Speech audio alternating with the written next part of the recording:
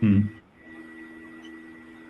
Bueno, vamos a dar un minuto más y ya entonces yo creo que ya empezamos la sesión.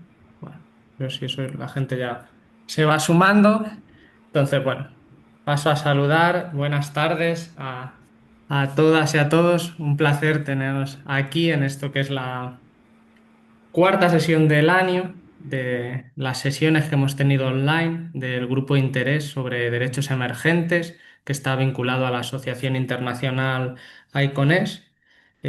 Como sabéis, digamos, los que seguís la actividad del grupo y habéis asistido a anteriores sesiones o por lo menos recibís la información del mismo, en las sesiones anteriores nuestra idea fue empezar con una presentación a cargo del profesor Martin Borowski acerca de la fundamentación de los derechos emergentes y después hemos venido en las siguientes sesiones tratando diferentes potenciales derechos o no. Tuvimos una primera sesión sobre neuroderechos en la que Diego Borbón precisamente argumentó en contra de la consideración de estos como unos derechos autónomos como tal.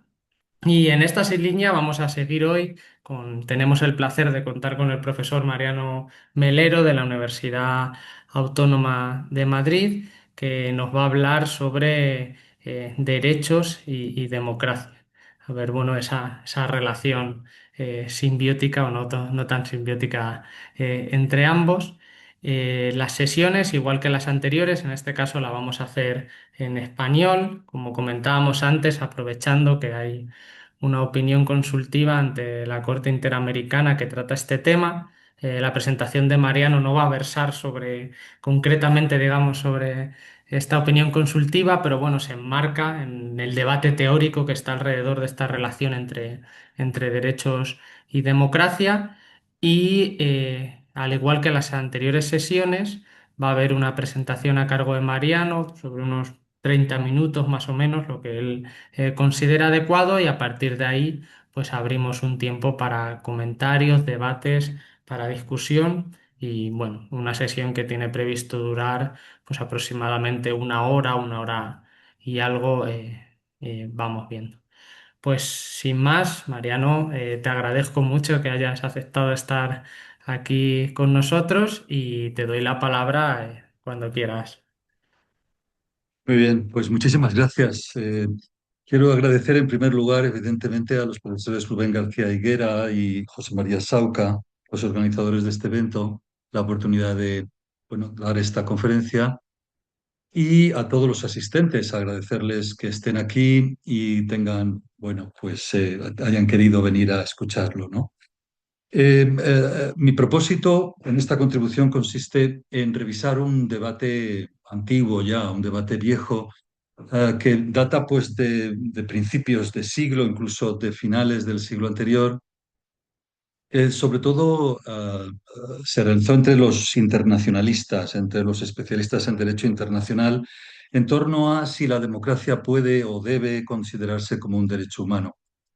Esta discusión fue, como digo, especialmente relevante tras el fin de la Guerra Fría, en la última década del siglo pasado y la primera de este, después de que muchos países del bloque soviético entraran en un proceso de transición a la democracia. Bueno, yo lo que voy a defender aquí es que una respuesta afirmativa a esta pregunta, que la democracia pueda considerarse un derecho humano autónomo, supondría confundir dos dimensiones diferentes, aunque complementarias, de los derechos que podríamos decir tomados en serio, aunando los derechos fundamentales y los derechos humanos como los derechos tomados en serio. La democracia, por decirlo brevemente, es un valor de moralidad política que tiene que ver con un régimen representativo y con un sistema de derechos fundamentales o derechos constitucionales. No niego que pueda haber regímenes democráticos sin derechos constitucionales, pero me parece incuestionable que una sociedad democrática robusta, plena, bien ordenada, solo puede ser una democracia liberal o constitucional. Por otra parte, los derechos humanos se refieren a unos reclamos de moralidad crítica o racional que todos los estados del mundo tienen la obligación de reconocer y proteger en sus respectivos ámbitos territoriales de soberanía y que de manera subsidiaria la comunidad internacional tiene la obligación de asegurar en todo el mundo. La tesis que voy a defender en este trabajo es que no hay ni debe haber un derecho humano internacional a la democracia. Lo que hay y debe haber son derechos de participación política cuyo contenido y alcance debe interpretarse a la luz del principio de autodeterminación de los pueblos. Mi enfoque es claramente rawlsiano, lo digo ya de entrada, pero con una corrección importante. Igual que Rawls, mi argumento toma como punto de partida la práctica internacional de los derechos humanos, en donde el papel de estos derechos es permitir el ejercicio de la justificación pública o de la razón pública dentro de la sociedad, de la comunidad internacional, lo que llama Rawls la sociedad de pueblos. Esto significa que los derechos humanos internacionales hacen posible la justificación mutua o recíproca entre los miembros de una sociedad de pueblos razonablemente justa. Creo que este enfoque es básicamente correcto, este enfoque que es el de Rawls, cuando no incluye dentro del subconjunto de derechos fundamentales, que denominamos derechos humanos, los derechos asociados a un régimen democrático, como el derecho al voto en elecciones con sufragio universal y la regla de la mayoría en la toma de decisiones políticas. Sin embargo, desde mi punto de vista, creo que Rawls y ese enfoque está equivocado cuando no considera obligatorios, dentro del derecho internacional de los derechos humanos, las libertades de participación política, las libertades de expresión, asociación, reunión y oposición al gobierno, al menos con una protección mínima, ¿no? Estamos hablando de mínimos obligatorios y, por tanto, sería una protección mínima de este tipo de derechos de participación. Mi enfoque, por tanto, como digo, es rawlsiano, pero corregido. Y esta corrección parte de una diferencia importante en la forma de entender el derecho de autodeterminación de los pueblos. Rawls, y como veremos Joshua Cohen también, entienden la autodeterminación como un derecho colectivo, basado en la igualdad soberana de los pueblos o grupos nacionales. Por mi parte, en cambio, concibo este derecho como un derecho individual que solo puede ser ejercido colectivamente con los demás miembros de la comunidad política. Esto ocurre también con los derechos lingüísticos, por ejemplo, o en general derechos culturales, que pueden entenderse, y así se entienden por muchos autores, como individuales, pero que su ejercicio exige, obviamente, la participación de los demás miembros de esa cultura, en este caso, de la comunidad política. Bajo este enfoque, la clase especial de derechos urgentes a los que se aluden en derecho internacional como los derechos humanos debería incluir una protección mínima de las libertades básicas asociadas a a la participación política, incluyendo el derecho de oposición política. De este modo, lo que marca la diferencia entre desde el punto de vista normativo de los derechos humanos, no es tanto la calidad democrática en la elección de los poderes públicos como el reconocimiento y la protección de los derechos individuales de participación política. Bueno, Rubén, no estoy midiendo el tiempo, entonces cuando haya pasado más o menos media hora me dices, ¿vale? Para que no nos pasemos del tiempo. Bueno, bajo este enfoque rawlsiano corregido, es posible definir un tipo de constitucionalismo, o esta es la tesis que voy a defender, es posible definir un tipo de constitucionalismo no liberal que, sin responder a los criterios de representación y justicia neutral que rigen en las democracias constitucionales, es capaz de legitimar las decisiones políticas en una democracia imperfecta como por ejemplo Indonesia, o en un régimen jerárquico como el marroquí o el jordano, o incluso en un caso ya limítrofe o fronterizo y mucho más controvertido, en un autoritarismo competitivo como la Turquía de Erdogan. Por tanto, lo que quiero establecer aquí, como digo, es un estándar mínimo de legitimidad constitucional para sociedades alejadas del liberalismo político. Pero aquí hay que hacer una advertencia previa muy importante. Lo que voy a denominar constitucionalismo no liberal, decente, no debe entenderse como un estándar que pueda aplicarse en países con tradición constitucional ilustrada, como son la inmensa mayoría de los países en Europa y en América, con objeto de legitimar regímenes no democráticos y mucho menos represivos.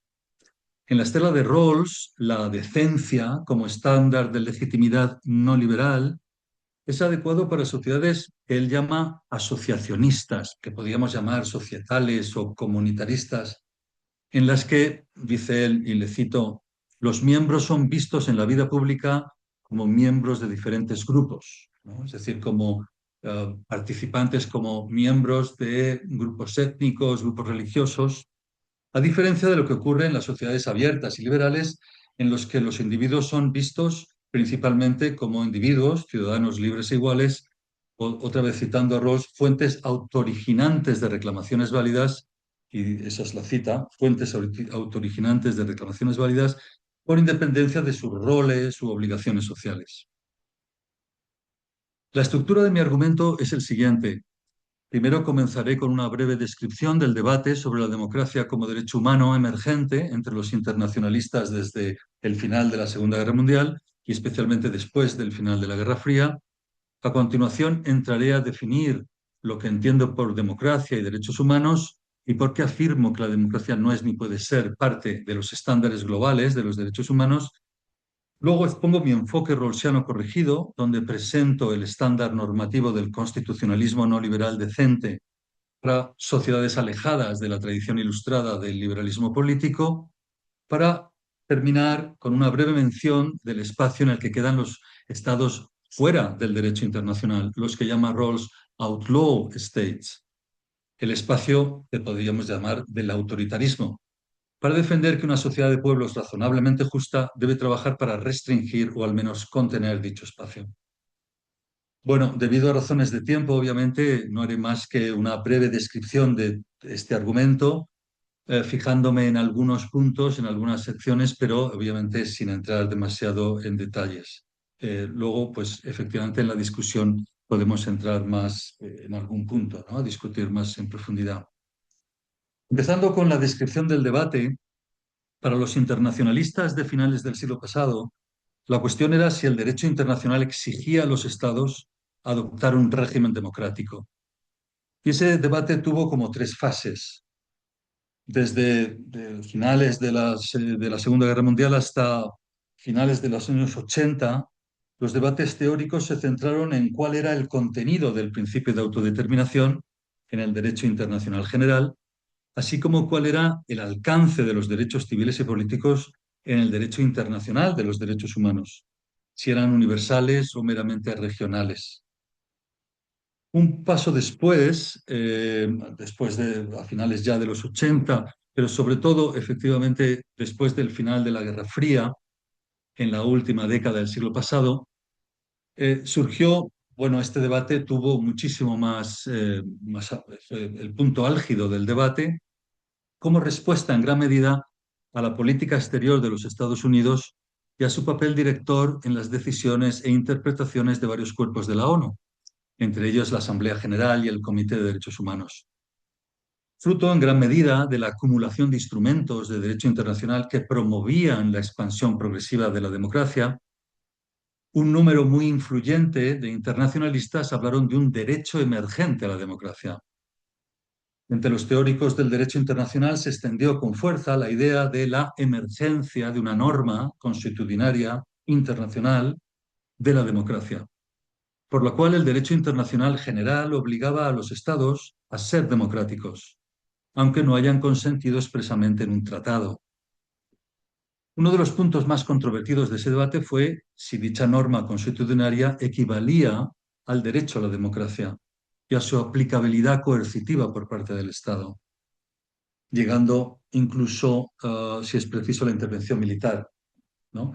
Y, en su caso, por la comunidad internacional, claro.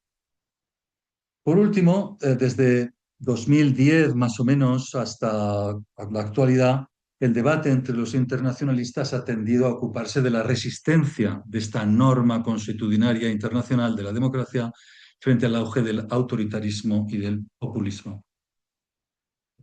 Bueno, resulta que en las postrimerías del siglo pasado, ya desde un plano mucho más filosófico, John Rawls publicó sus trabajos sobre The Law of Peoples, provocando un debate muy intenso en filosofía política y moral, y más especialmente entre los teóricos de los derechos humanos.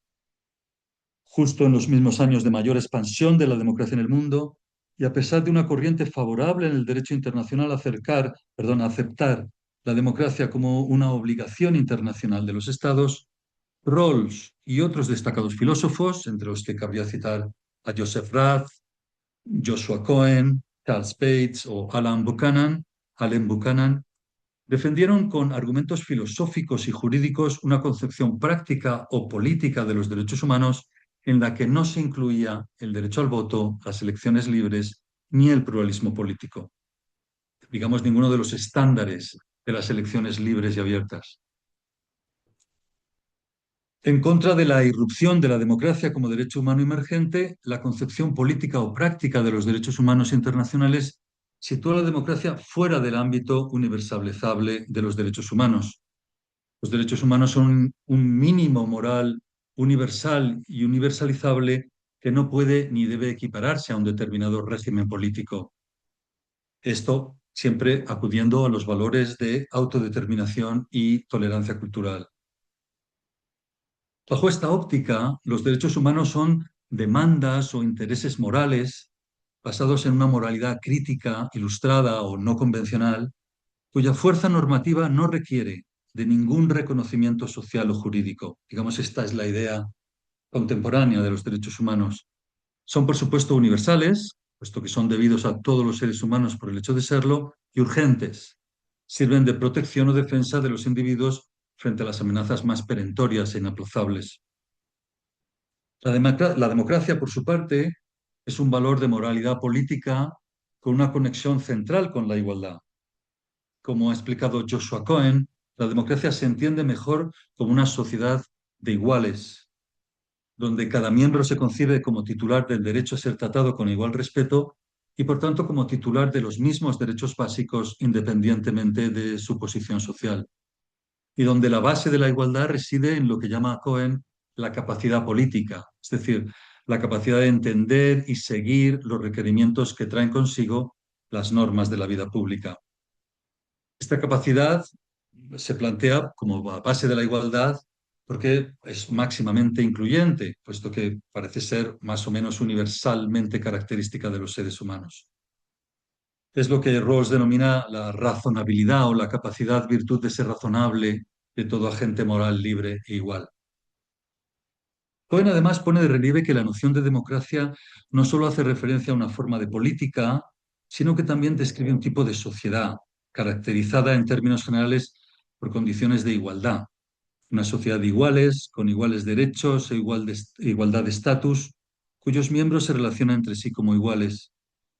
Para este autor, el hecho de que hablemos de democracia como una forma de sociedad y como una forma de gobierno expresa un hallazgo, no un equívoco. Este hallazgo es la comprensión de que un sistema político democrático expresa en el diseño de sus instituciones, en especial en el nivel supremo de la autoridad política, la concepción de los miembros como personas iguales, dignas de igual respeto. La igualdad basada en la capacidad política de las personas es el fundamento, por tanto, de la sociedad democrática y de un régimen democrático. Frente a las sociedades democráticas, que Rawls llama sociedades liberales, pero tiene el mismo sentido, ciudadanos libres e iguales, cabe distinguir las sociedades no liberales o jerárquicas que no reconocen la igualdad de estatus de los ciudadanos y que tratan a los individuos no como ciudadanos libres e iguales, sino, como digo, como he dicho al inicio, miembros de grupos étnicos o religiosos. En estos grupos suele existir siempre una jerarquía según el rol o papel social que cumplen los individuos en tales grupos. Y la pregunta entonces se plantearía en estos términos. ¿Tienen estas sociedades jerárquicas una obligación internacional respaldada subsidiariamente por la comunidad internacional de transitar hacia sociedades liberales y democráticas? Mi respuesta a esta pregunta es, como dije, negativa. La democracia no es ni puede ser un derecho humano. En cambio, la autodeterminación de los pueblos es el derecho que aparece en el artículo 1 de los dos convenios internacionales de 1966, tanto en el de los derechos civiles y políticos como en el de los derechos económicos, sociales y culturales. Y para que tenga sentido, el derecho de autodeterminación no puede dejar de incluir el derecho a establecer y mantener un régimen político no democrático. En este sentido, el derecho de autodeterminación es previo a la democracia. Cada comunidad política tiene derecho a decidir por su cuenta su orden político y jurídico sin interferencias del exterior. Dentro del alcance de este derecho está precisamente la capacidad de decidir si los individuos desean tener instituciones democráticas y, en su caso, de qué tipo. Según el enfoque rawlsiano estricto, que es el que también comparte Joshua Cohen, una sociedad se autodetermina en un sentido moralmente significativo si sus arreglos políticos satisfacen tres condiciones mínimas. En primer lugar, las decisiones políticas tienen que ser el resultado de un proceso en el que los intereses de todos están representados y son tenidos en cuenta, aunque no de forma igualitaria. En segundo lugar, sus instituciones deben proteger el derecho de cualquier individuo a disentir. Y en tercer lugar, los poderes y funcionarios públicos han de explicar sus decisiones en términos de una concepción del bien común ampliamente sostenida por la población, lo que Rawls denomina una concepción de la justicia basada en el bien común. En este sentido, Cohen encuentra como fundamento de los derechos humanos la condición de miembro o membership, que conduce a una noción de la justicia basada en el bien común o bien de todos. Esa sería la base de la membresía o la participación en la comunidad política. De las tres condiciones, la última es sin duda la fundamental. Si una sociedad jerárquica está en efecto gobernada a partir de una concepción del bien común ampliamente compartida por la población, esto hará posible que sus habitantes, en su mayoría, participen en las instituciones comunes, se identifiquen como miembros de una cultura compartida e influyan en las decisiones colectivas. En línea de principio, ninguno se sentirá degradado o insultado por tener menos oportunidades políticas que otros.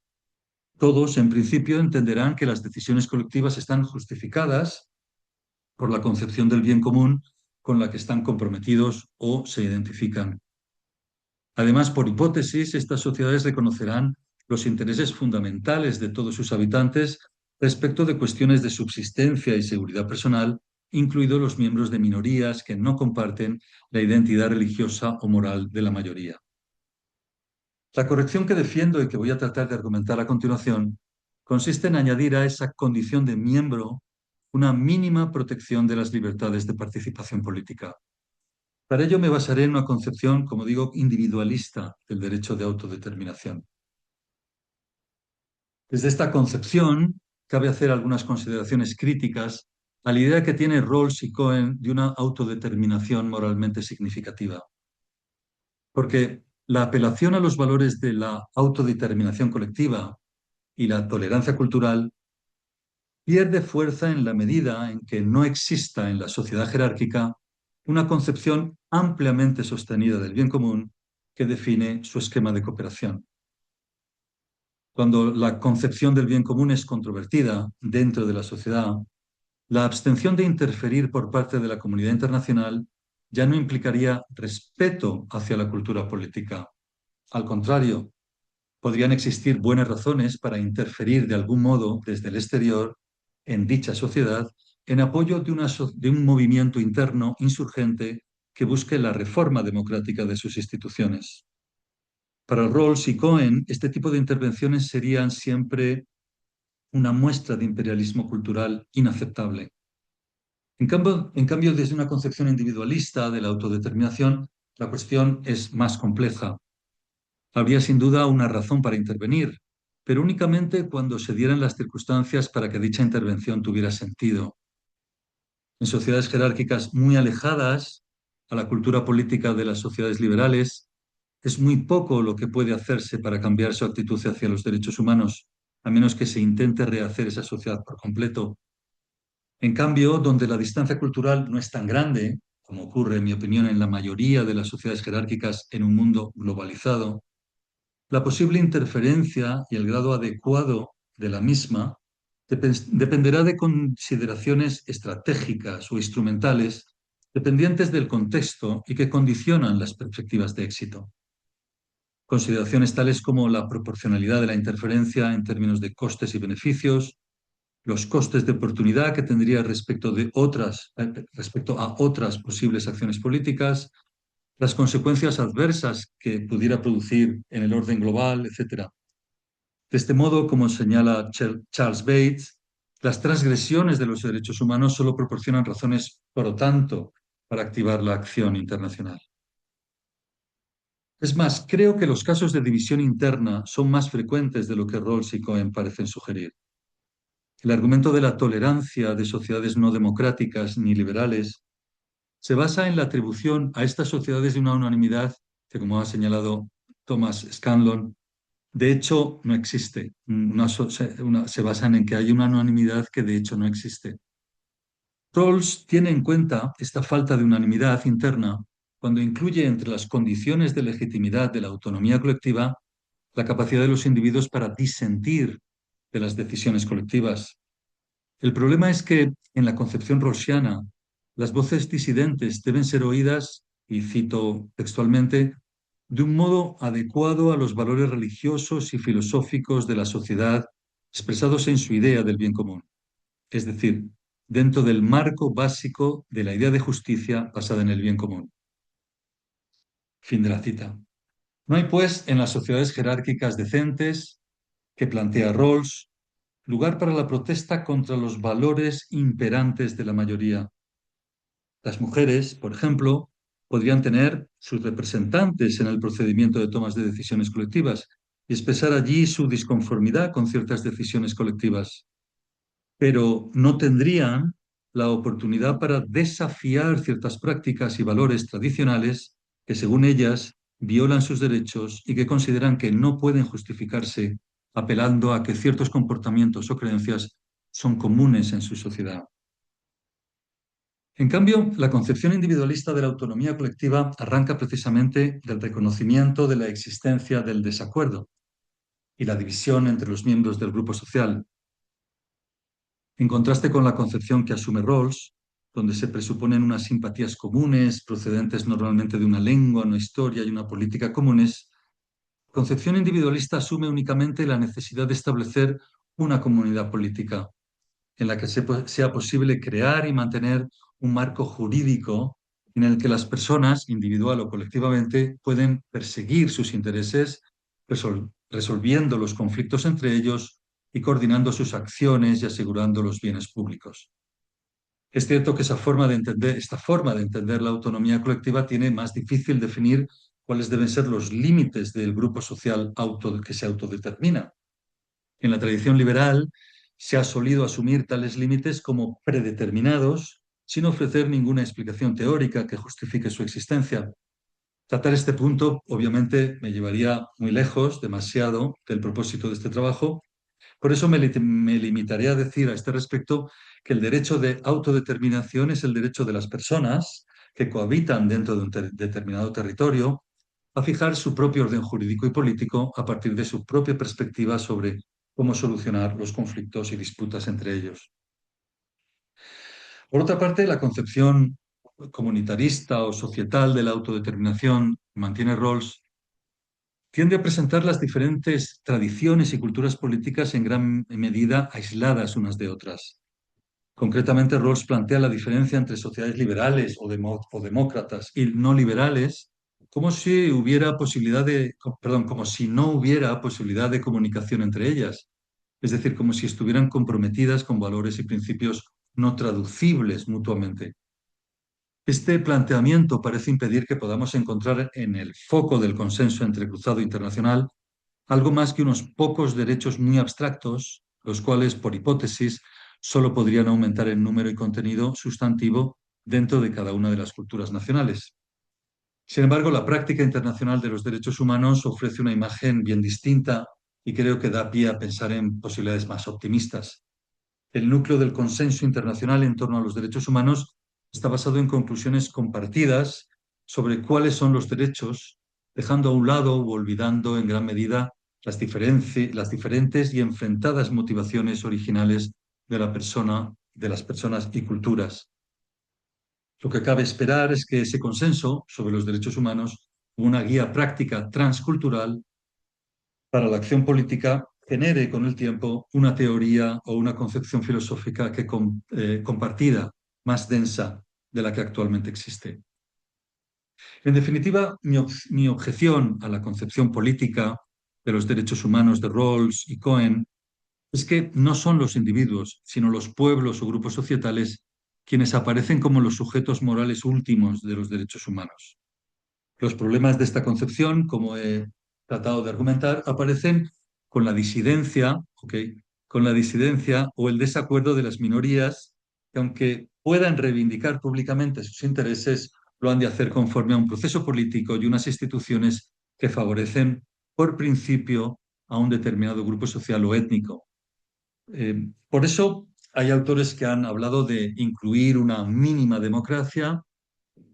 Yo tampoco, por abreviar y no contarlo todo, esta democracia mínima se parece demasiado como la que defiende, por ejemplo, Buchanan, hablando de instituciones representativas que, digamos, se parecen demasiado a los parlamentos que son familiares en los estados constitucionales, porque efectivamente son representativas.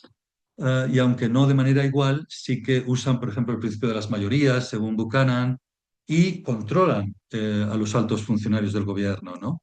Es decir, que tiene cierto parecido. Entonces, yo hablaría de instituciones como hace Rawls, ¿no? De instituciones más alejadas, en principio, que pudieran legitimar las decisiones políticas en esos países, no democráticos, no liberales, pero evidentemente, como digo, incluyendo estos derechos de participación política que me parece que son imprescindibles para que los individuos efectivamente puedan manifestar libremente o hasta cierto punto su disconformidad con los valores de la mayoría. Y eso es todo, no quiero enrollarme más. Entonces ahora, por supuesto, estaré encantado de recibir los comentarios y preguntas que consideren oportunos. Gracias.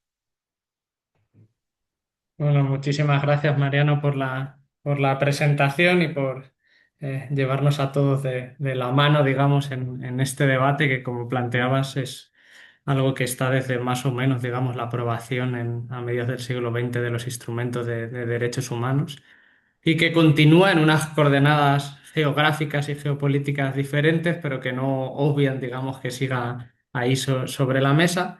Y muchas gracias también por haberte ajustado al tiempo. Ahora abrimos el espacio para preguntas, comentarios. Creo que has sacado muchas cosas diferentes en la mesa. Entonces, Demasiadas. levantáis la mano y os voy dando paso y según os voy dando paso abrís el micrófono para hacer las intervenciones. No sé si hay alguien, digamos, quiere romper el hielo, que siempre es difícil en estas sesiones. Pues bueno, José María es el primero que se apunta. Así que adelante, José Eh, María. Muchas gracias. Solo una primera pregunta así muy general para romper hielo. Mariano, ¿qué idea tendrías respecto de un ejemplo? ¿Qué idea tendrías en la justificación individualista y crítica con Rawls y con Cohen respecto de la Sudáfrica del apartheid? Esto es, la situación de discriminación racial de categorías de individuos, bueno, presuponiendo que los Boers estos tenían una idea del bien común que estaba estructurada racialmente. En tu perspectiva, ¿qué respuesta habría a ese caso? No, me parece que ese no es un caso difícil. Hay otros casos, yo pienso, más difíciles porque ahí evidentemente no hay un respeto a los derechos humanos. O sea, es un régimen, digamos que ¿Y en los talibanes con viola las mujeres? ¿En los talibanes con las mujeres? los talibanes con las mujeres. Es decir, estamos hablando de regímenes que se ajustan mínimamente a determinados criterios de derechos humanos, estándares universales de derechos humanos. Y, por ejemplo, según el criterio de Rawls, que yo a mí me parece también que es aceptable, todos los bienes, digamos, los intereses de todos deben ser tenidos en cuenta, aunque no de manera igual, pero deben ser tenidos en cuenta. Entonces, y tienen que estar de algún modo representados en el órgano consultivo de toma de decisiones que tenga esa sociedad. Con lo cual, regímenes como esos, donde no se respetan los derechos mínimos de derechos humanos de una parte de la población, claramente, entonces a mí me parece que no tiene ningún tipo Entonces, de legitimidad en ese sentido. qué virtualidad tienen las consideraciones o las concepciones del bien común? ¿Está sometido esta idea del bien común? ¿Está sometido a algún tipo de criterio de evaluación sustantivo? ¿O hay algunas condiciones mínimas que que las concepciones del bien común deben satisfacer? ¿O la determinación del bien común es una dimensión cultural que en cada sociedad tal pueden determinar sus propias aproximaciones? Y en principio es esto último. Lo que pasa es que, claro, siempre que se tengan, como digo, en cuenta los intereses de todos, es decir, que sea un bien común, vamos a decirlo así, real, ¿no? Que sea común porque es de todos, aunque en ese bien común haya intereses que se tienen más en cuenta que en otros, ¿no? En las sociedades jerárquicas no se piensa tanto en un régimen como sudafricano, porque ahí evidentemente Es el se extremo. cruzan dos tradiciones, es muy complicado, ese es un régimen. En ese sentido es difícil. Es fácil de decir que no, porque evidentemente no se respetan los derechos humanos, pero es difícil porque ni podemos llamarlo una sociedad democrática, aunque haya, digamos, un régimen de derechos y todo eso, porque evidentemente hay una parte de la población que no forma parte de ese régimen y de ese sistema de derechos. Por lo tanto, en ese sentido, yo creo que sería condenable, vamos, es 100% condenable desde el punto de vista de los derechos humanos, ¿no? Sí, sí. Y respecto a lo del bien común, eh, no hay unos estándares fijos porque efectivamente se quiere dejar abierta la idea que sea cada comunidad política según su cultura, la que defina cuál es ese bien común, ¿no? Pero evidentemente todo mi crítica a Rawls es porque no fija ningún tipo de estándar y lo deja tan abierto que dice, bueno, pero que haya disidencia. Lo que pasa es que, claro, esa disidencia, ¿cómo se expresa? Si se tiene que expresar a través de esos valores comunes que se supone que son comunes, pero que hay gente que no los entiende como tales, que no participa de ellos, entonces ahí sí me parece que hay un déficit en el modelo, ¿no? Y por eso yo hablo de derechos de participación para que, bueno, esas personas que no están de acuerdo puedan expresarlo, pero también desde su punto de vista, no teniendo que asumir o aceptar el régimen o los valores imperantes en esa sociedad, ¿no? Bueno, muchas gracias.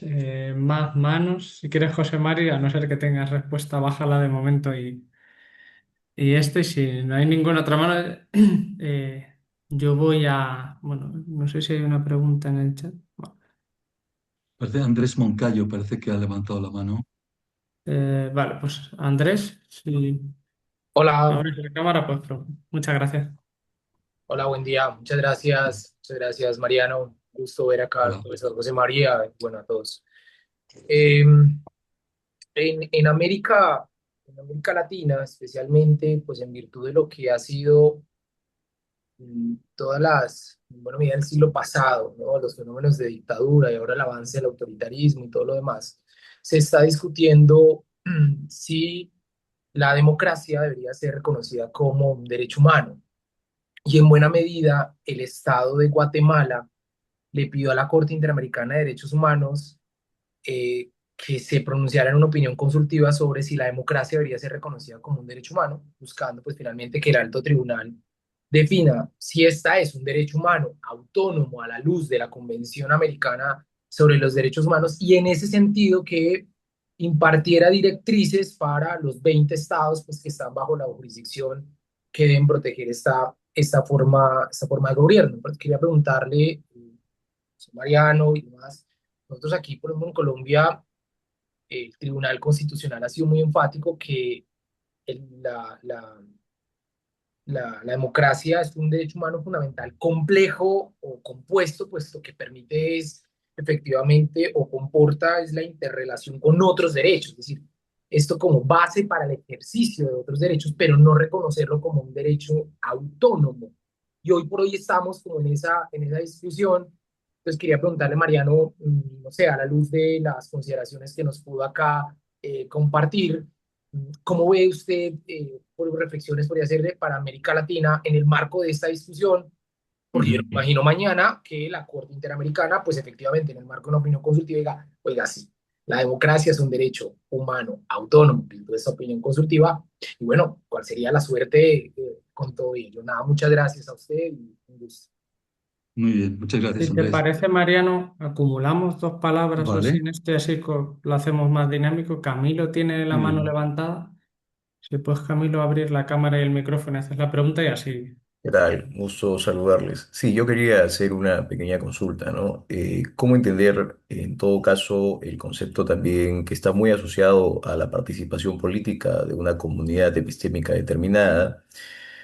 ¿Cómo entender el concepto de sociedad democrática? El concepto de sociedad democrática ha tenido desarrollo en la jurisprudencia internacional de la Corte Interamericana y también del Tribunal Europeo de Derechos Humanos y se considera algunos esbozos todavía muy primigenios en cuanto a darle contenido para poder determinar si algún aspecto corresponde al interés público, entendiendo al interés público como el interés de todos, ¿no?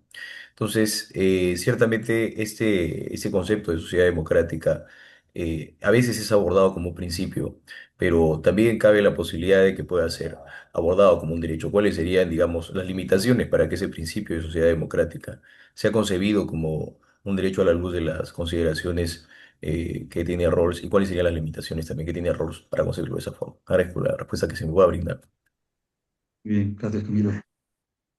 Vale, si quieres. Estas dos, vale. Sí, porque se pueden responder, yo creo, al unísono muy bien.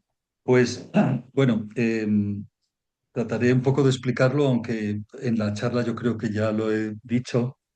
Lo que sí no he dicho es que considero que la democracia es un instrumento, o sea, el mejor argumento, creo yo, para defender la democracia cuando hablamos de derechos humanos es que yo creo que donde mejor se defienden los derechos humanos, se protegen y se aseguran, se promueven, es en una democracia, ¿no? Es decir, que el mejor argumento para defender la democracia es un argumento instrumental, a mi entender, ¿no? Estaría digamos, el otro argumento, el que tiene un valor intrínseco, la participación política, etcétera, para el bien de las personas y tal. Es un argumento más republicano que yo tampoco comparto tanto, pero existiría, ¿no?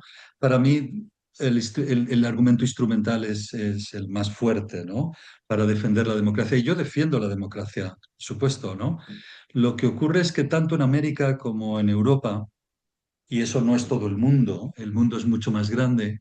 Efectivamente, tenemos esta tradición ilustrada, constitucionalista, etcétera, que evidentemente hay que defender frente a, digamos, los empujes, digamos, del autoritarismo, de la polarización política, etcétera, etcétera, ¿no? La erosión de la democracia, que es un gran problema en todas las sociedades democráticas actualmente, ¿no? O en muchas de ellas, vaya. Entonces, en ese sentido, me parece que cuando es posible la democracia, como en estos países de tradición, como digo, constitucionalista, hay que luchar por ella y hay que renovarla y hay que defenderla frente a las personas que lo erosionan.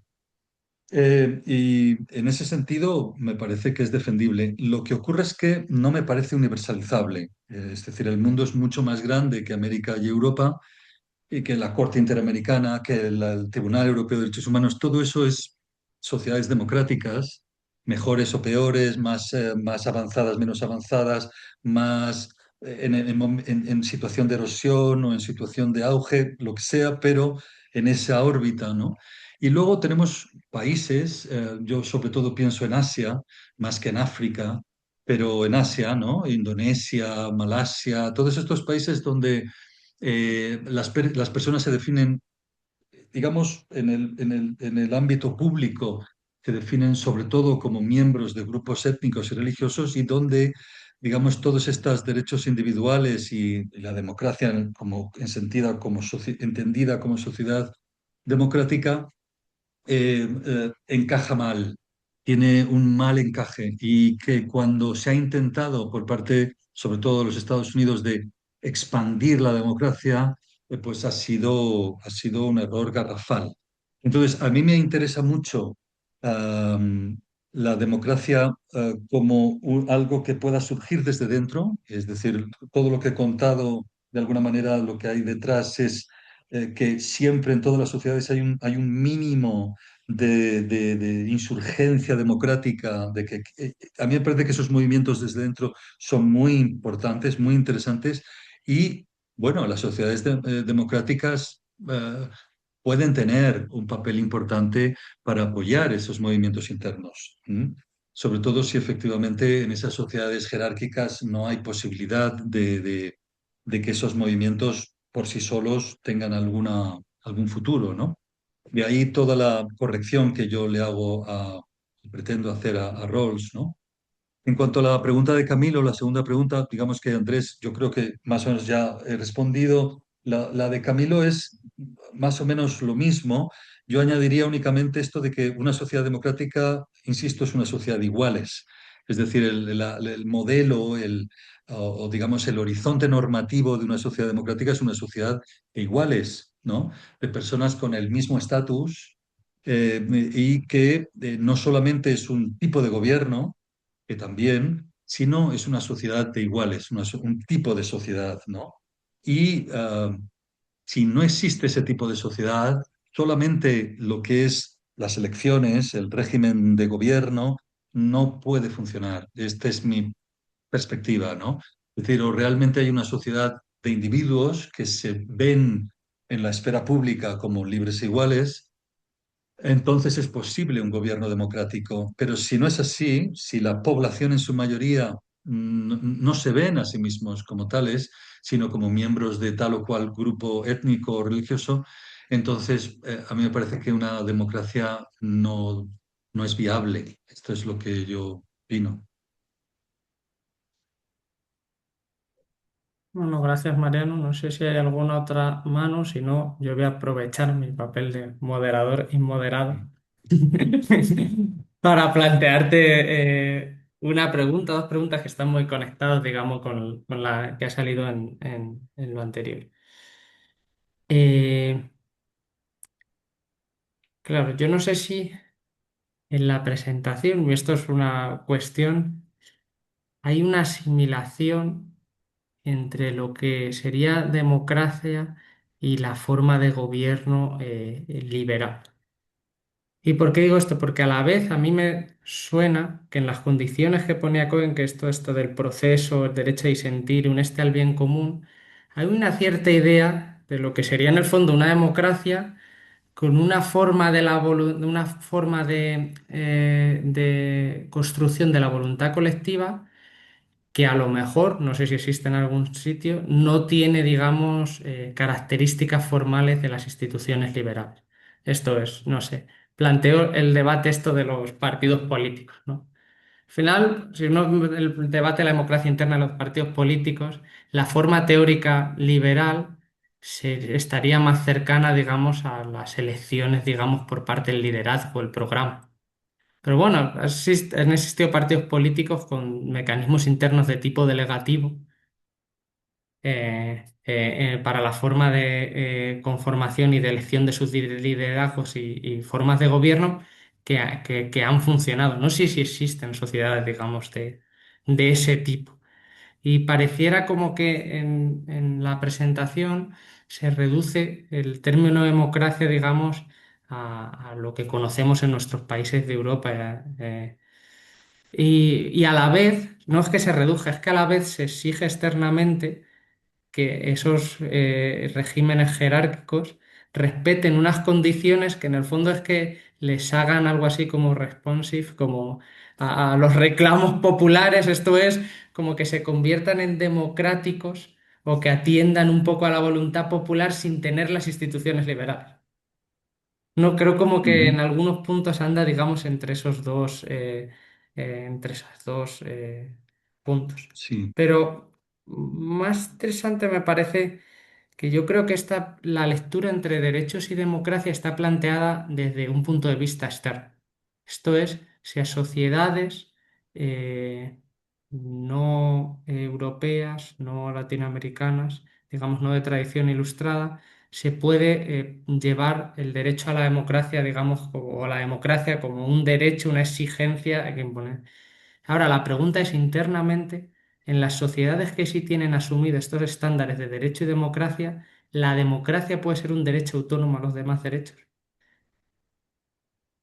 ¿Qué aportaría, digamos, como derecho fuera? Porque a la vez, en todos los derechos, porque aquí el debate yo creo que es o el de la democracia es un derecho autónomo la democracia influye o porque todos los derechos de participación política, asociación, de libertad de expresión, de tal, es de alguna forma el andamiaje que sirven para construir los elementos mínimos de lo que sería una democracia. Es decir, si como autónomo aporta algo, eh, tú hablabas de la visión instrumental, digamos, de la democracia, pero está la versión contraria, es decir, si los derechos son instrumentales a la democracia. Es decir, muchos tribunales entienden, por ejemplo, la libertad de expresión no como un derecho intrínseco del individuo en sí, sino en función de el rol que tiene a la conformación, digamos, de la voluntad colectiva y influye, digamos, en el contenido de los derechos. Es decir, luego qué contenido damos a cada uno de estos derechos, libertad de expresión, participación, asociación, que si no he entendido mal en tu propuesta no sé cómo lo calificabas, de este mínimo, Ujú. ¿tú crees que se tienen que respetar en todos los regímenes, digamos, jerárquicos o no jerárquicos? Entonces, esta iba un poco si en este punto Sí, interno, digamos, en sociedades donde sí. sí, sí. Bueno, vamos a empezar por la primera parte, ¿no? Que me decías que suena liberal, ¿no? Que son estas condiciones que pone Cohen o Rawls, que suenan, claro, es que ellos lo hacen desde la defensa de la democracia, es decir, ellos parten de que la democracia es lo fetén, pero que no se puede universalizar porque no todas las sociedades son democráticas, en el sentido de que no todos, esto que he explicado antes, ¿no? Bien. Entonces, sí, Rawls incluso explícitamente su enfoque es como qué política exterior tiene que tener Estados Unidos con el resto del mundo, ¿no? Y cómo tienen que tratar los países, las sociedades democráticas a las sociedades no democráticas. Claro, una posición es, no, no, hagámoslas democráticas, obliguémoslas a ser democráticas. Bueno, Rawls dice a eso es imperialismo cultural, eso no se puede hacer. Entonces, vayamos a la segunda parte. ¿Qué tenemos que exigir a estos países para poderlos no solo tolerar, sino asumirlos como miembros iguales de la comunidad política internacional? Entonces, caben dos posibilidades: buscar un mínimo común, que es un poco lo que hace Rawls. Yo creo que ahí Rawls hace trampas, porque dice, bueno, ¿cómo son? Pues vamos a ver qué nos podrían aceptar, ¿no? Y ahí yo creo que hace trampas y es porque parte de la igual soberanía de todos los pueblos. Entonces, si partes de la idea de que lo que tiene valor moral es el individuo, la cosa se hace un poco más exigente. Un poco más, quiero decir, tampoco mucho más, pero algo más hay que exigir eh, precisamente por todo lo que supone la participación política como instrumento para conseguir derechos, para conseguir avanzar en derechos. Entonces, yendo a la segunda pregunta tuya, bueno, la pregunta tal como la has formulado, yo no la entiendo. O sea, qué papel tienen los derechos humanos autónomos en las democracias? Bueno, yo, tal como lo entiendo, en las democracias hay derechos fundamentales y es una amplia gama de derechos fundamentales. Y tal como yo lo entiendo, que ahí sigo a Rawls, solo un subconjunto de esos derechos fundamentales constitucionales que existen en las democracias se les puede exigir a las sociedades no democráticas, ¿no? Yo a ese subconjunto le añado esas libertades de participación política que me parece que son imprescindibles para que las personas no queden subyugadas, no queden sometidas a voluntades supuestamente compartidas y mayoritarias, pero que ellos no comparten, ¿no? Por eso, ahora, es una pregunta muy difícil responder a, entonces, ¿qué es la libertad de expresión sin democracia? ¿Qué es una libertad de reunión sin democracia? Claro, esto es muy complicado, por eso es muy difícil de exigir, ¿no? Porque solo en democracias hay una auténtica protección de estos derechos. Ahora bien, eh, como son exigencias morales, como son exigencias, son desideratum, digamos, una cosa es pedirlo y otra cosa es ver si lo podemos efectivamente exigir en la práctica. Pero que nos parezca moralmente exigible es una cosa y que lo podamos realmente exigir es otra. A mí me parece que no es moralmente exigible que sean sociedades democráticas por cómo están constituidas, pero sí me parece que es exigible que haya una oposición real al régimen, o sea, que se respete. Por eso yo hablo de países como Jordania, como Marruecos, donde hay una cierta oposición real al régimen, se tolera una cierta oposición. Y por eso no son monarquías absolutas, no es autoritarismo, ¿no? Ah, total, ¿no? Sino que hay un cierto respeto. Y ese cierto respeto, esa mínima tolerancia de la oposición, una cierta contestación por parte de la gente, que no se termine con violencia, sino bueno, que no se les encarcele a la oposición, que no tengan que salir exiliados, etcétera. A mí me parece que ese es un punto muy importante que Rawls no tiene en cuenta y que me parece que es definitivo a la hora de, bueno, de plantear estándares morales universalizables, ¿no? Eso es. Ay, gracias, Mariano. Mm. No sé si hay alguna otra cuestión, Manu. Yo solo sobre ese punto no era si los otros son derechos autónomos, es si la democracia en sí, en las sociedades que reconocen derechos, debe ser concebida como un derecho autónomo. O sea, no el resto de derechos en conjunto, sino la democracia como un En una derecho a, democracia. Pero es que ¿qué es lo que estaba en cuestión en esto que planteaban de yo la creo que opinión no, yo creo consultiva o que no, no, tal vez? yo creo que no. En una democracia, la democracia es el régimen político o el carácter que tiene la sociedad, ¿no? Pero no es un derecho individual, no me parece un derecho individual. Bueno, están el derecho al voto, el sufragio universal. Bueno, sí, esos son derechos, pero la democracia me parece que no lo es. Pero bueno. Mm. Mm. No sé si hay más preguntas. Hemos llegado ahora a la hora de presentación. Entonces, si hubiera alguna pregunta más, la planteamos y si no, bueno, cerramos las sesiones más Creo o que menos había el una tiempo pregunta por escrito y que por el teníamos. A chat ver, había que no algunas veo yo el cosas. chat. A ver, para que Eh, no veo. Ángel Cabrera. Ah, sí, Ángel sí, espera, a Cabrera. ver. Ti, Sí. ti, ti, ti, ti, ti. Buenos días, muchas gracias por la ponencia. Mi nombre es Ángel Cabrera, soy profesor de la Universidad de Washington, investigador en la Corte Suprema de México. El análisis me ha parecido interesante. Mi pregunta se relaciona con el proceso de opinión consultiva interamericano. ¿Tendría el doctor Mariano alguna valoración sobre la posibilidad de reconocer el derecho a la democracia no internacional, pero a nivel regional interamericano, donde quizá pudiera existir más de un consenso sobre Sí, sí, democracia? sí, en ese sentido completamente de acuerdo. Me parece, bueno, si lo queremos llamar derecho, pues un derecho regional. A mí me parece que donde hay tradición constitucional, ilustrada, liberal, hay que defender la democracia, por supuesto, ¿no?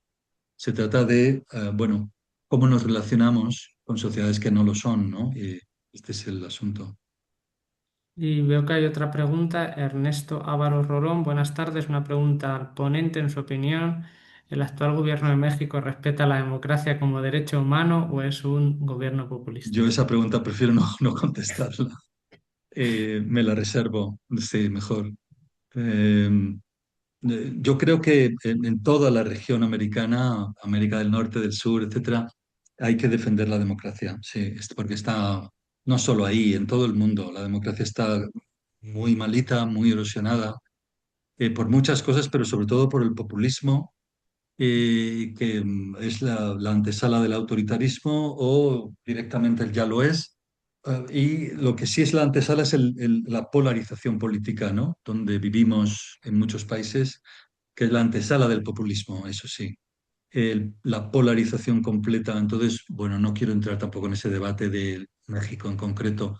México o México, los españoles decíamos antes México, México sería uno de esos países que evidentemente tiene tradición liberal y que debería, o que, donde se debe luchar por la democracia. Sí, sí, por supuesto. Bueno, pues creo que no hay más cuestiones. Muchísimas gracias, Mariano, por acompañarnos Un en placer, de esta verdad. sesión. Para los que asistís a alguno de los congresos internacionales, Bogotá o el IBR en Estambul, si queréis escucharle en directo sobre estos temas, tenéis oportunidad en, en sendos congresos y bueno, nos seguiremos viendo aquí en el grupo de interés sobre derechos emergentes, debatiendo sobre democracia, otros días neuroderechos, derechos de la naturaleza, diferentes ámbitos que están en discusión, digamos, en la actualidad. Bueno, muchas gracias, Mariano, muchas gracias a todos por participar Un y placer. buena tarde, buena mañana a los que estáis en América. Buen día. Chao. Chao, chao. Perdona, Rubén.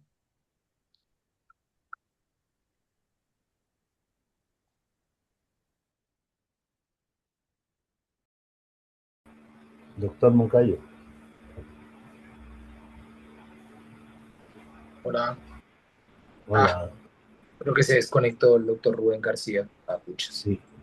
Bueno, muchas gracias. Hasta luego aquí México. Un abrazo. Hasta luego. Bye.